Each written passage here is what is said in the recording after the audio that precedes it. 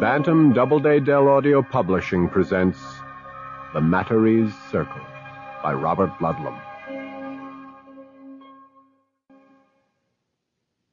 We three kings of Orient are, bearing gifts we traverse afar, field and fountain, moor and mountain, following yonder star.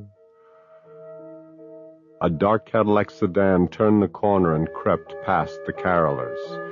There was a momentary break in the traffic. The Cadillac shot forward, only to be forced to an abrupt, sliding stop 30 feet down the street. The driver gripped the steering wheel. It was a gesture that took the place of cursing out loud. "Take it easy, Major," said the gray-haired passenger. "Getting upset won't solve anything. It won't get us where we're going any faster." "You're right, General," answered the driver with a respect he did not feel. Normally the respect was there, but not tonight, not on this particular trip. The general had one hell of a nerve requesting his aide to be available for duty on Christmas Eve, for driving a rented civilian car to New York so the general could play games. A whorehouse. The chairman of the Joint Chiefs of Staff was going to a whorehouse on Christmas Eve. The major had made these trips many times during the past 3 years. If the general were anyone but Anthony Blackburn, the major might have objected. But the major would never offer the slightest objection about anything where the general was concerned. Mad Anthony Blackburn had carried a broken young lieutenant out of a North Vietnamese prison camp. That was years ago. The lieutenant was a major now, the senior aide to the chairman of the Joint Chiefs of Staff. They reached Park Avenue and turned north. The brownstone was on 71st Street between Park and Madison. The senior aide to the chairman of the Joint Chiefs of Staff would park the Cadillac in a prearranged space in front of the building and watch the general get out of the car and walk up the steps to the bolted entrance door. He would not say anything, but a feeling of sadness would sweep over the major as he waited.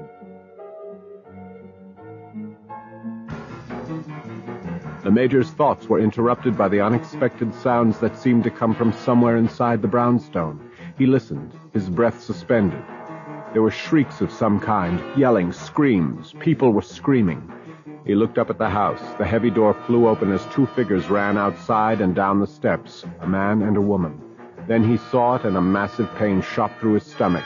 The man was shoving a gun into his belt. Oh, my God! The major thrust his hand under the seat for his army automatic, pulled it out, and leaped from the car. He raced up the steps and inside the hallway. Beyond, through the arch, the screams mounted. People were running, several up the staircase, others down. He ran to the ornate staircase, taking the steps 3 at a time. He knew the room. It was always the same room. He turned in the narrow corridor, reached the door, and lunged through it.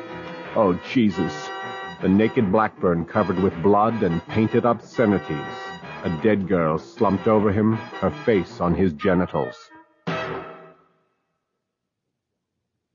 The President of the United States walked grimly through the doorway of the Oval Office and over to his desk.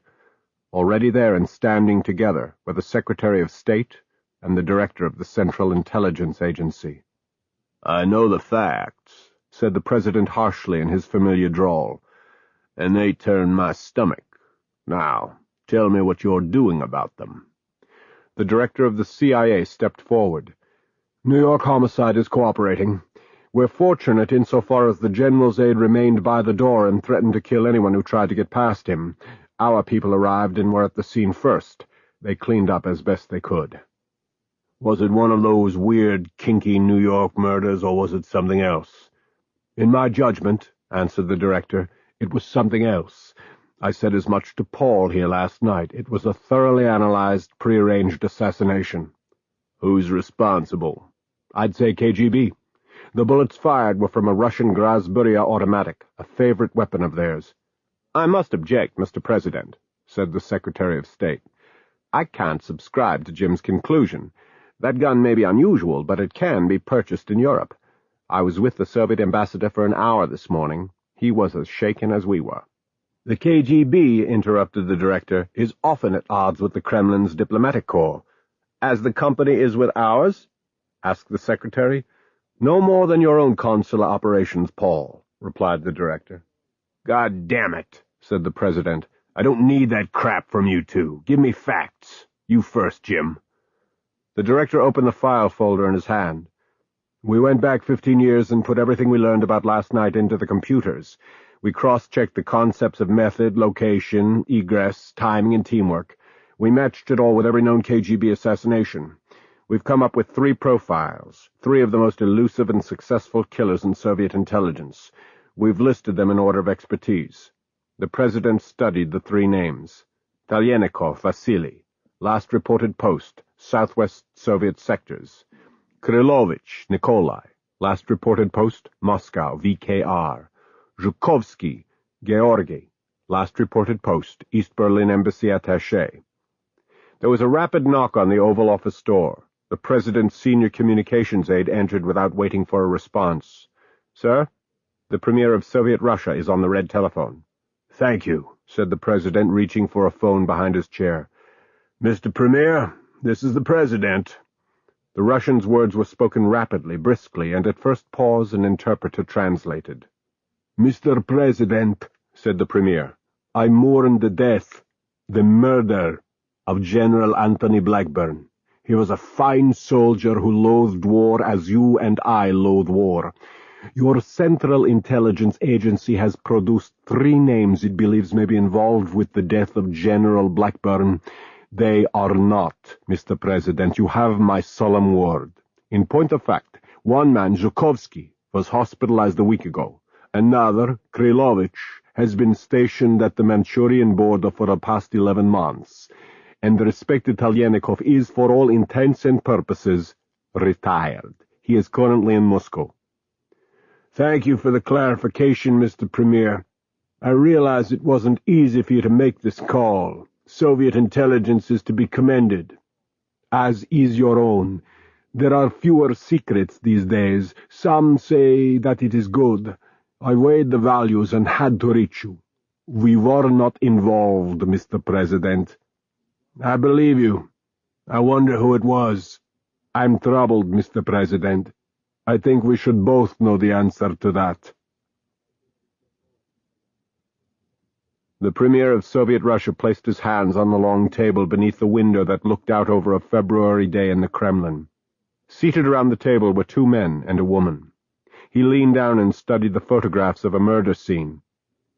It was said that Dmitry Yurievich carried the formulae for a dozen nuclear tactical weapons in his head. The brilliant scientist, his son, and 2 guests had been murdered during a hunting trip at the Yurevich's dacha. "Horrible," he whispered. "That men should die like this. All nuclear stations are on alert.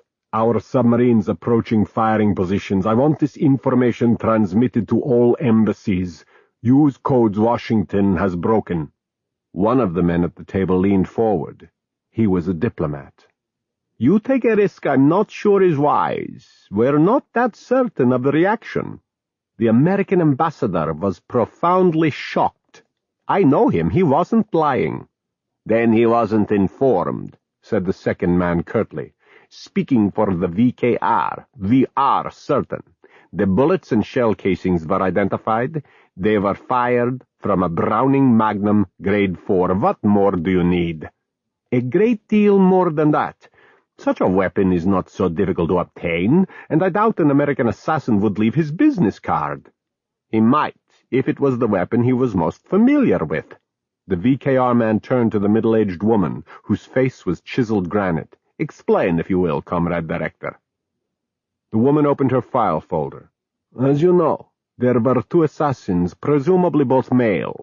One had to be a marksman of extreme skill and coordination, the other someone who undoubtedly possessed the same qualifications, but who was also an expert in electronic surveillance." "You describe CIA expertise, comrade," interrupted the Premier. "Or consular operations, sir," replied the woman. "Oh, yes," agreed the Premier. "The State Department's small band of negotiators." The woman continued. "We fed everything through KGB computers, concentrating on American intelligence personnel we know have penetrated Russia, who speak the language fluently and are known killers. We have arrived at 4 names. Here they are, Mr. Premier. 3 from the Central... Sample complete. Ready to continue?